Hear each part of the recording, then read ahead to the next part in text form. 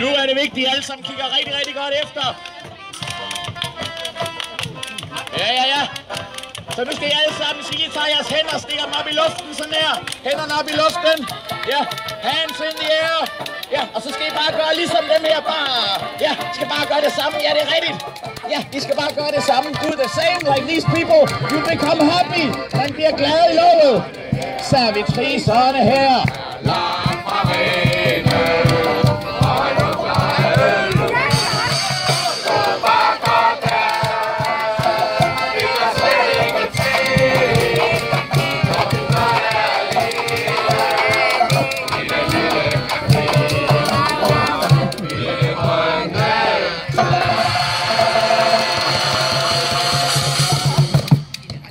ja.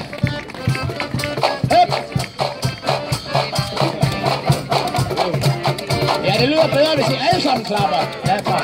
No sir, I don't mean maybe, yes sir, that's not maybe now.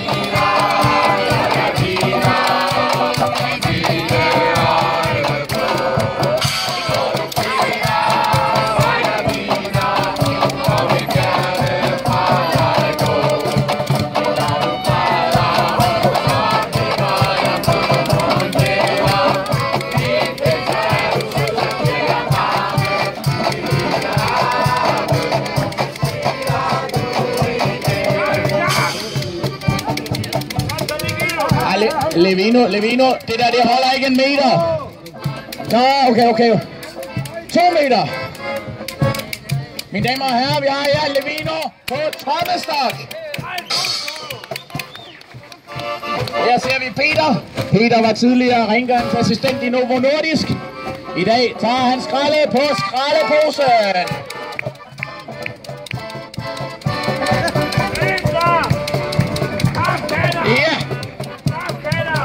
Jeg stiller lige en kaffekan herude. Det kan jo være, der er nogen, der har lyst til at komme penge i den. Ja.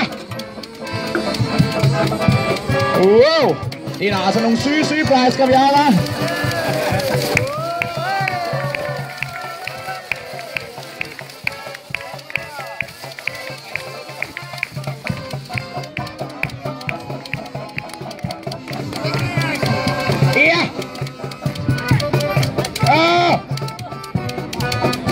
Jeg skal lige finde kejlerne jo. Der.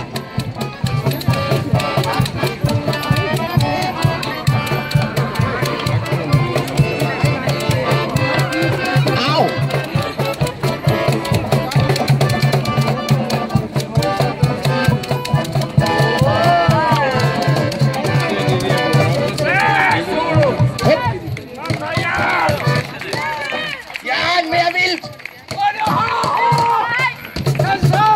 Jeg er mere manisk. De må ikke tro, vi er normale. Kom nu. Ja. Sådan. Ja. Så er der pillesolo. Der må pilles med sygeplejerskerne. Ja. When you're smiling.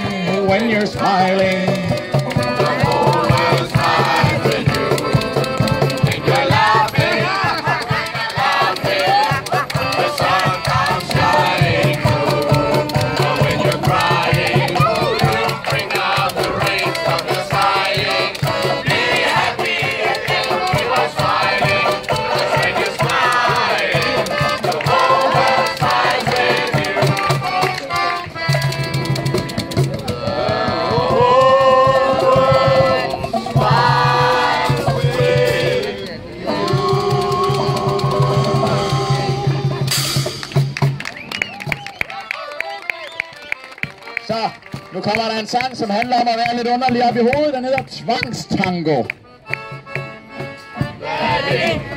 kommer som et lyn, og jeg ser kende, hvad der sker i byen.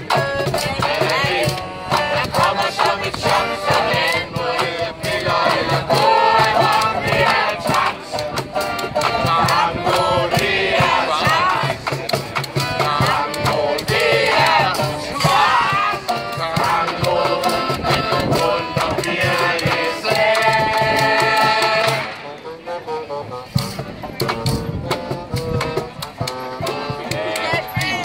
Han er syg! Pas på! Han er farlig for samfundet! Ja, han undergraver samfundet, spænd ham fast! Giv ham piller! Han tror ikke på fast arbejde! Ja, han har ikke engang fjernsyn derhjemme! Spænd ham fast! Han har faktisk engang stemt på Alternativet! Giv ham medicin! Så...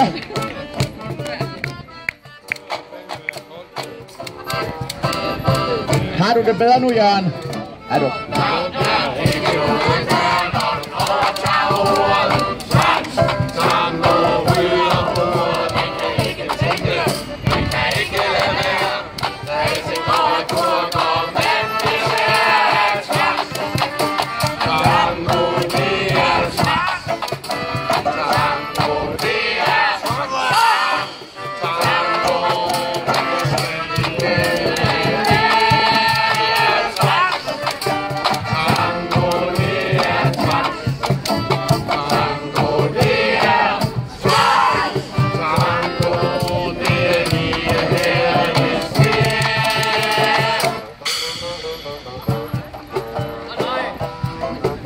Ja, Jørgen, jeg tror du havde det godt.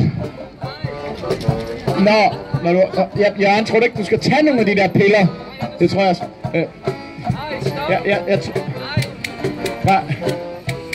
Jørgen? Jørgen? Her, jeg tror du skal... Jørgen? Jeg tror ikke, giv ham lige nogle flere piller, ellers skal vi... Ellers må vi gå til det hvide snit. Ja.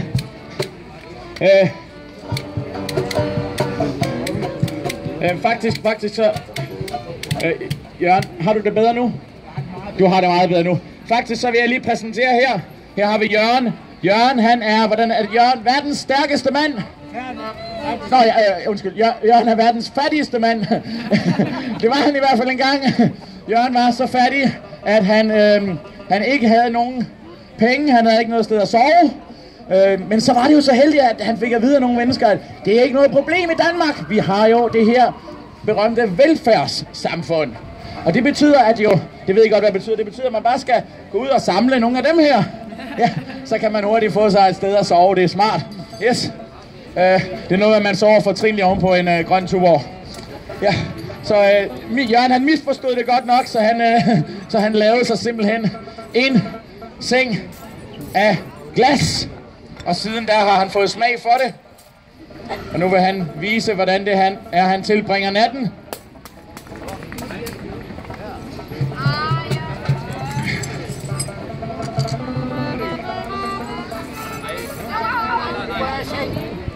Så går Jørgen i seng. Pas på, du kunne slå dig på hammeren. Ja. Ja. Nej!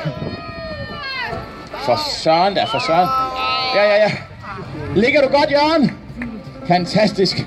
Ja, undskyld, dig der lige står der. Hvis du lige kommer nærmere her. Hvad hedder du? Eva, hvis du lige stiller dig herom. Bare lige fordi det kunne være, der er nogen, der tænkte, han ligger ikke rigtigt på glassene. Og der tænker jeg, der skulle vi lige få dig til at hjælpe. Hvis du lige træder herop. Ja, det er ligesom på sådan et, det er ligesom en hoppeborg, du må bare ikke hoppe. Ja, yes. Kig ud på publikum, så klapper de. Fantastisk, Eva, træd ned igen. Hvad er din størrelse? 39? Ja. Ja, det synes jeg nok, jeg kunne se. Ja, fantastisk. Giv lige en stor hånd til Eva. Og ikke mindst til verdens fattigste mand, Jørgen. Nå, ovenpå det her drabelige nummer. Jørgen, du får lige din seng her igen. Ovenpå det her drabelige nummer, der skal vi, så vidt jeg ved, til en lidt mere traditionel dansk gårdsang. For som nogle af jer måske ved, så For jeg ved ikke, en 60, 70, 80, 100 år siden, der gik folk rundt i gårdene og sang sange, og folk kastede penge ud. Du skal ikke kaste med penge. I dag, der må I gerne bare komme frem og smide lidt i den her en gang imellem, hvis I synes, at I er underholdt. Men folk i gamle dage gik i gårdene og sang. Den her sang, den handler om at være rigtig fattig. I gamle dage kaldte man det at være læns, altså være lænset for penge, og så må man jo ud på gaden og tjene nogen. Her kommer, det kan jo hent, man går rundt og bliver læns. Nej, det forklarer ikke det. Det kan jo hent, man går rundt og bliver læns, men man gør det jo ikke med vilje. Så er jeg glad til, at jeg kan få mad til mig selv og lille familie.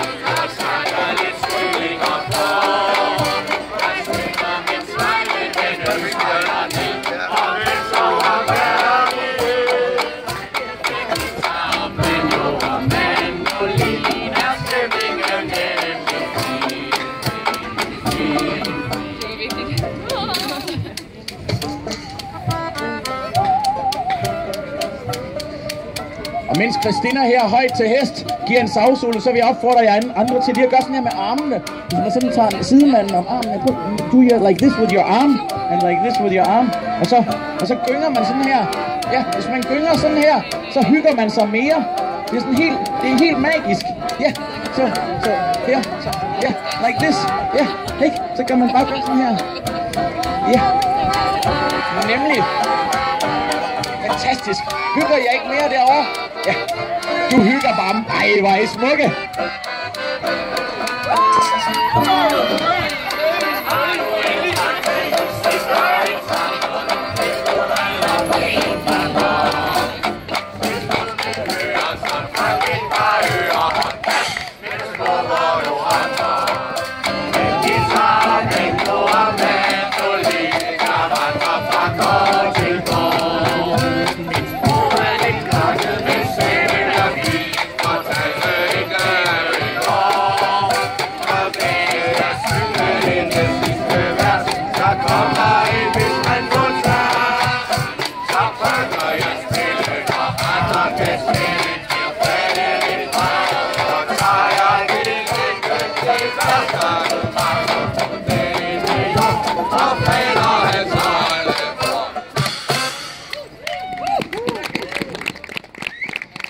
Ja, så er vi nået.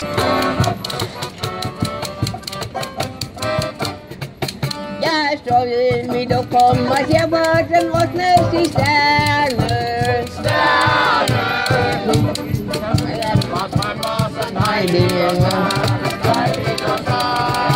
Den stjerne, når du er vække i aften, så fjerne.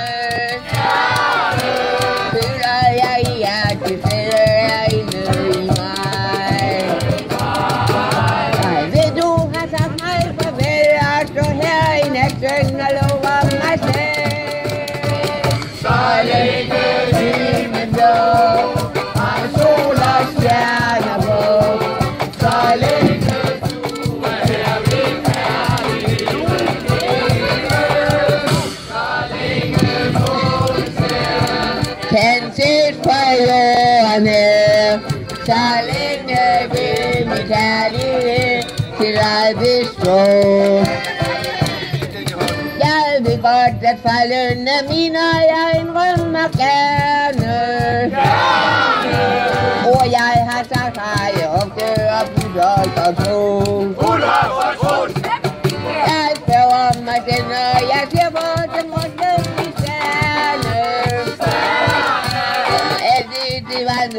venter om at ting er dem. De kan tage så fedt, ja, dem tror ikke er med, den lader du blive. Der er den fedt, og sol og stjerner på, så ikke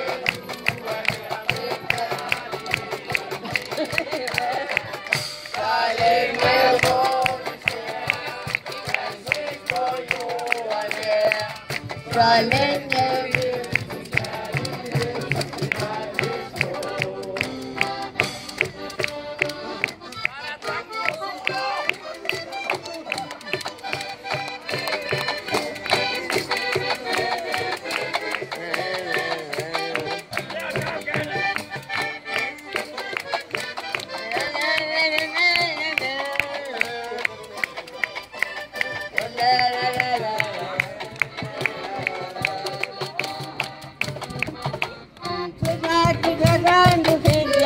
så du ikke er med, den lader du give.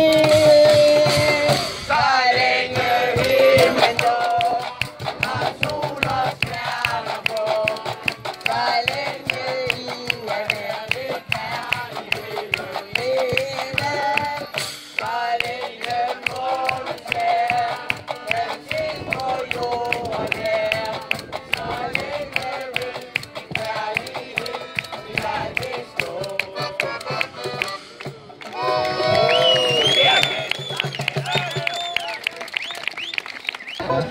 Kan I alle sammen se mig?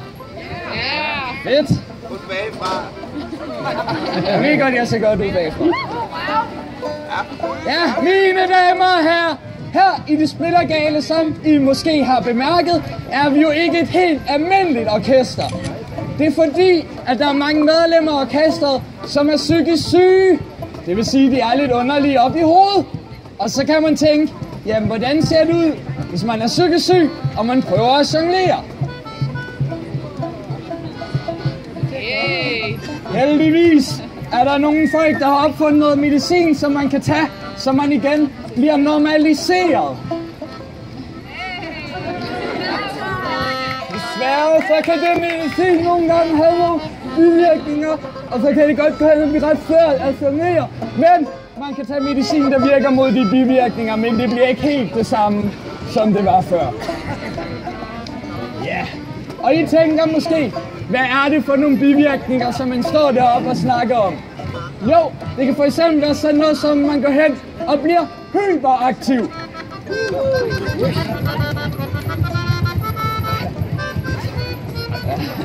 Hvis man er lidt mere uheldig, så begynder man måske at hallucinere.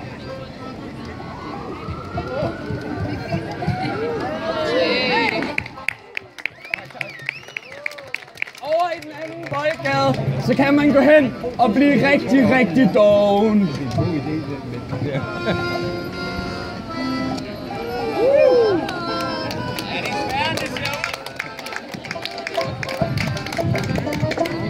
Ja, mine damer og herrer. Mine damer og herrer, der er nogle flere bivirkninger, man kan få. Man kan for eksempel også blive selvdestruktiv. Hvis det går helt galt, så får man et æreflip. Og sidst, men ikke mindst, så kan man få røde øjne.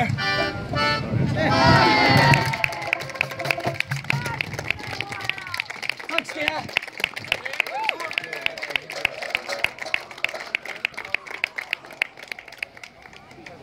Nu skal vi så til at præsentere, mens en af sygeplejerskerne lige får mikrofonen.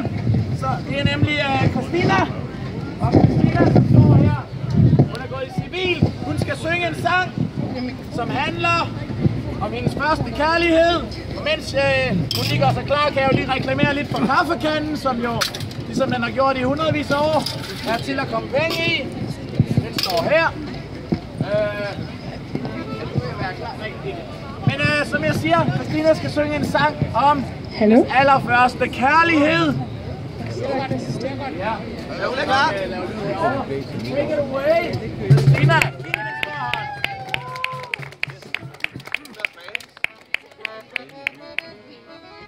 hånd.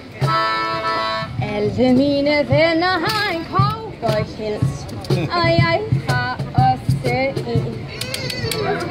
Det er en dreng, der bor her i den anden gård, og han er 8 år. Ejner, du er min allerbedste. Ejner, skal vi to lege lidt igen? Ejner, din cowboydragt, den klæder dig godt, og hatten, den er nu så flot. Jeg kommer, når du kalder, jeg siger aldrig nej. Vi er altid venner, for du beskytter mig. Jeg skal være din cowboypige, ingen andre må. Mor skal sy en dragt til mig med fine frynser på. Prærien er en have her ved siden af. Der rider vi omkring. Og jeg synes din hest er både fin og stor, og den er lavet af din bror. Ejner, du er min allerbedste ven. Ejner, skal vi to lege lidt igen? Ejner, din cowboydragt, den klæder dig godt, og hatten, den er nu så flot. Jeg kommer, når du kalder, jeg siger aldrig nej. Vi er altid venner, for du beskytter mig. Jeg skal være din cowboypige, ingen andre må. Mor skal sy en dragt til mig med fine frynser på. Og når jeg bliver stor, så vil jeg gifte mig, og det skal være med dig.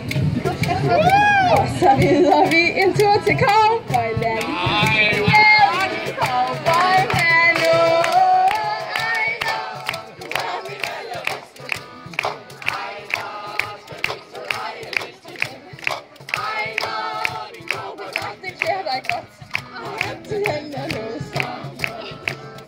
Jeg kommer, når vi knaller, og jeg siger aldrig nej. Vi er altid venner, for du beskytter mig. Jeg skal være din cowboypige, ingen andre må. Mor skal sy en dragt til mig med fine frynser på. Ejner, du er min allerbedste ven. Ejner, jeg synes du leger lidt igen. Ejner, din cowboydragt, den klæder dig godt. Den er nu så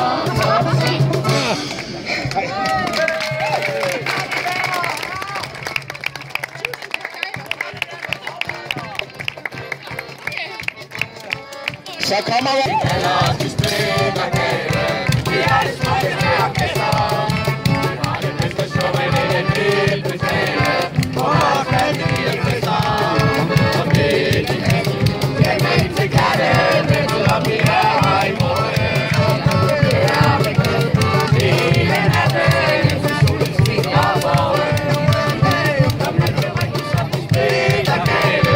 Hvor kan det blive fester?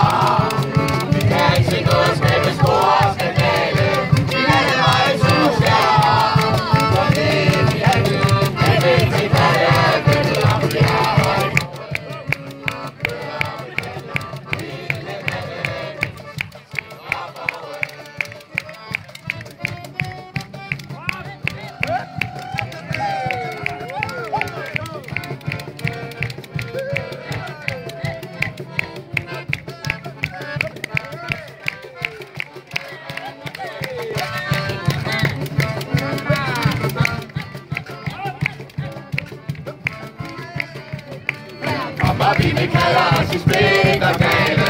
Vi er det smukkeste orkester. Vi har det bedste show, men ingen vil betale for vores vanvittige fester.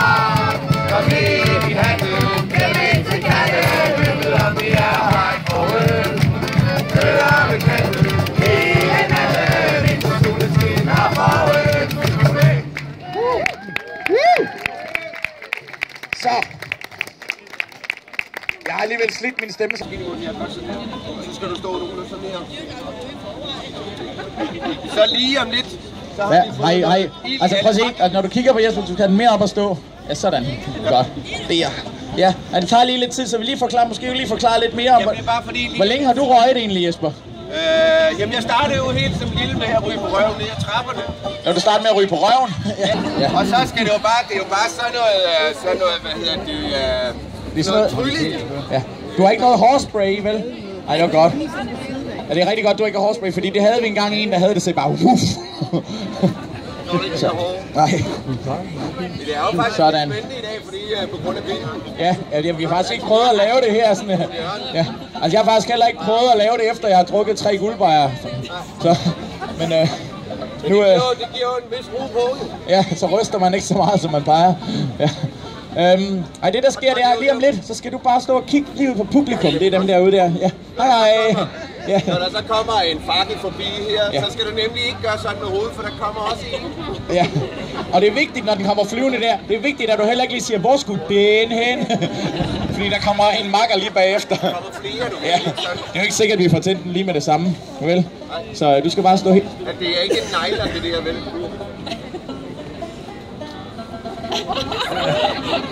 Ja. Vi kommer til at skyde tæt på, hvis vi skal tænde den. Okay, det er godt. Yes, og hvis folk begynder at klappe, så bukker du ikke, vel? Nej, okay. Godt. Okay. Hvordan starter vi? Øjeblik, der er lige nogen, der skal give penge. Ja, det var dygtig. Gå tilbage til mor og far og få nogle flere.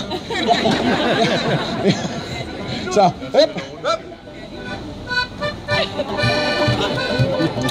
Og I må godt sige su!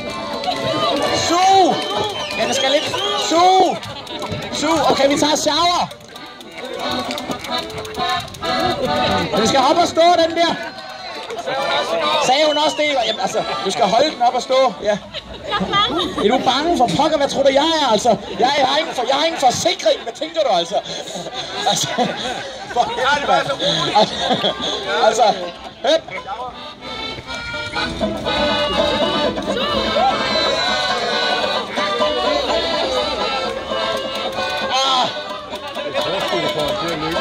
Nej! Den er svær at ramme i dag. Ja, sådan! Yes! En kæmpe stor hånd til skal bukke. Nu må du gerne bukke. Ja, der kommer ikke flere flyvende fakler. Her, så ind i munden med den der. Når du lige stopper. Ja. Nej, du vil gerne ryge den, eller hvad? Ja, det er med sådan noget kliksystem. Den tror, det smager after eight. Det smager den after eight. Nå, jeg kan ikke bare give en ekstra stor hånd til Tue her. Ja, sådan. Og så kan vi jo lige gøre reklame for, at vi er jo gårdsanger og gøjlere, så vi har stadigvæk kaffe. Og vi spiller for dem, der har råd.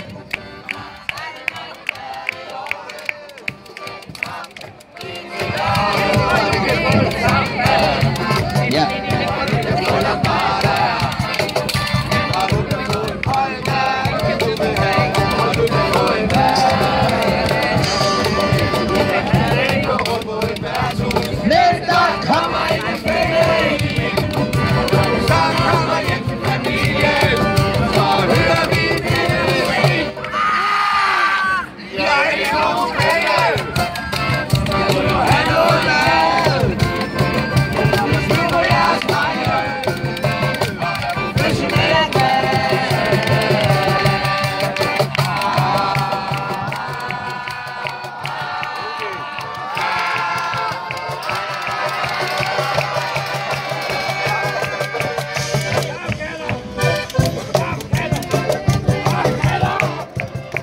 Det er ligesom til Giro 413, der blev samlet ind i Carstens ben. Ja, ja, vi er splitter gale. Og hvis man så tænker, jeg har allerede givet, så gør det ikke mere. Altså, man må godt give sig flere gange. Særligt hvis man er skizofren, er det okay at give 2 gange. Ja. Og hvis man ikke har nogen penge, så gør det ikke noget, fordi lige derhen er der sådan en hæveautomat. Ja.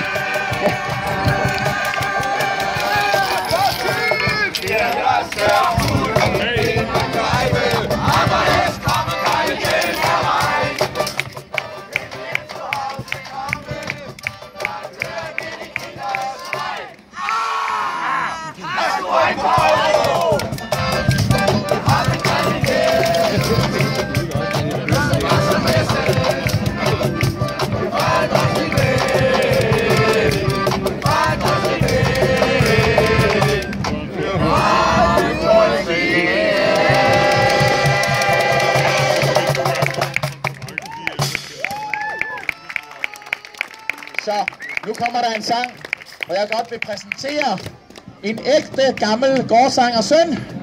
Han hedder Levino, Og han står her. Hvor jeg mod himlens bue, så let afsted, som hjælper den,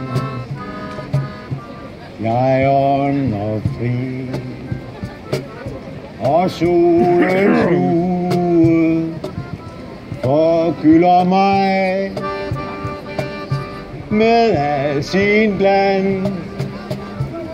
Jeg drysser blomster, hvor jeg kommer frem på den façon.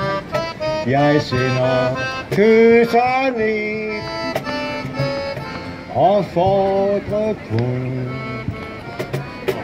et lille smil igen. Som tak for blomsten, altså kysset som I fik.